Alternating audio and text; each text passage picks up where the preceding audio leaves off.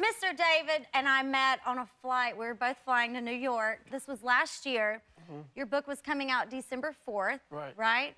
And I said, I'm gonna get a copy. And you said, really? And I said, oh yeah, I'm gonna get it. And so when I got to the hotel room, got on Amazon, ordered my copy. I ordered a couple copies, actually. I appreciate that. And I brought a book for you to sign backstage, if that's all right. Oh yeah, easy day.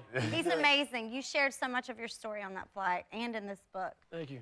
And you said you were in a bad way for a while. You know, you were like 300 pounds. Was that true? Yeah. So I had, the abusive father. I had a learning disability. Had a severe stutter, and I suffered from toxic stress. So I had a whole bunch of white blotches all over my skin as a young kid. On top of the stuttering, on top of the hair falling out of my head as a young kid. So I tried to hide in class, and being not only the only black kid in my class, but being, to me, I wasn't the smartest kid in class. I was the dumbest kid to myself.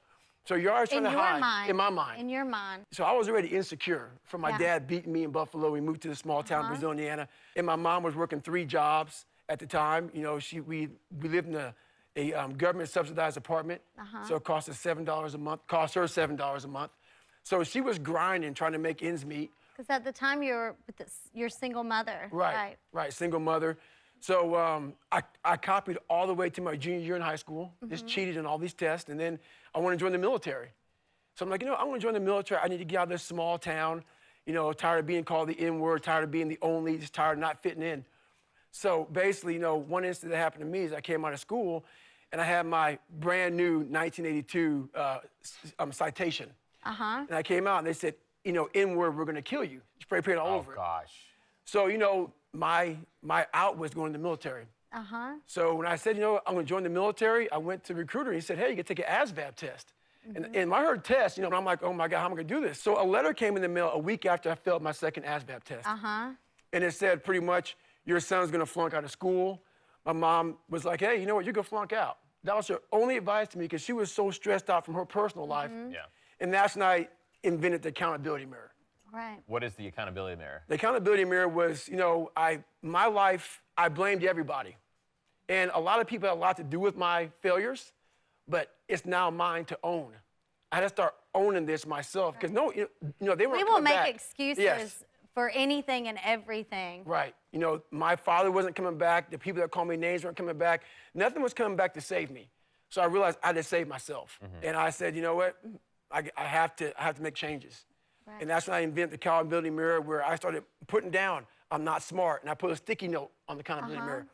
I'm this, I'm that. And my mirror was full of sticky notes. And every day I went through and I tried to kind of like solve these problems. And the biggest problem it was trying to fit in. I was trying to fit in. I was blaming other people. I wasn't taking accountability for my own actions. I was doing all these things wrong. And as a 17-year-old trying to teach yourself this, it was difficult. And it snowballed from there, but I ended up passing that test. I passed the ASVAB test. Thank you. Awesome, yes. Incredible. You made military history, though. You finally got into the military. You had to lose, what was it, 180 pounds or something like that? Some crazy number? So after I got in the Air Force, I had some setbacks in the Air Force. I realized I was afraid of the water. So I wanted to be Air Force Special Operator, Air Force Pararescueman. And I worked my butt off to do it. And, I got in the water and I realized I'm not, me in the water, no fun. So I went from 175 pounds to 297 pounds in 3 years.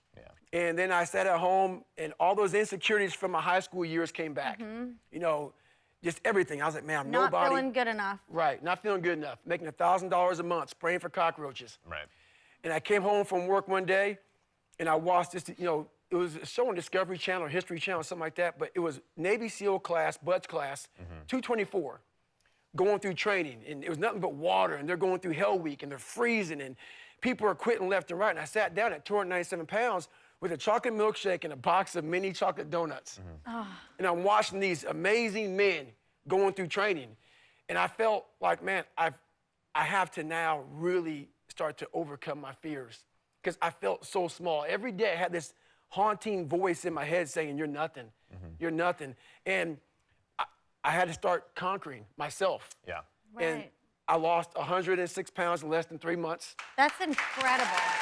Thank you. Incredible. It's amazing the power of our mind.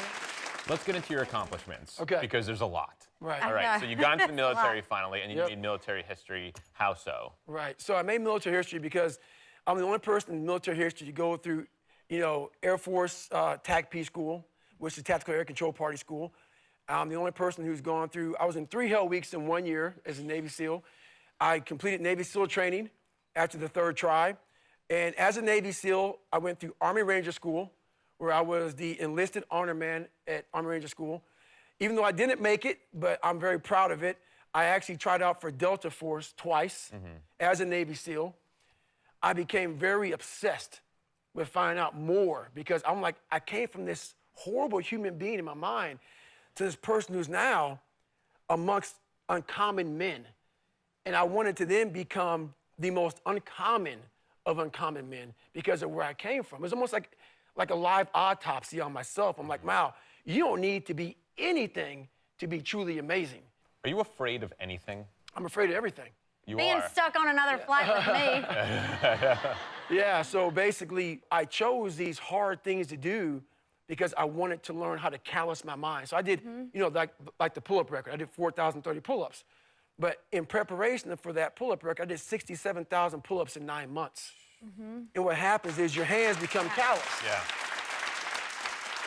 And calloused hands protect you from hurting yourself on the pull-up bar. Right. So I realized, you know what? I have to learn to start callousing my brain. Interesting. It's like that armor for your hands. That's right. Yeah. And I have a chapter in my book called Armored Mind.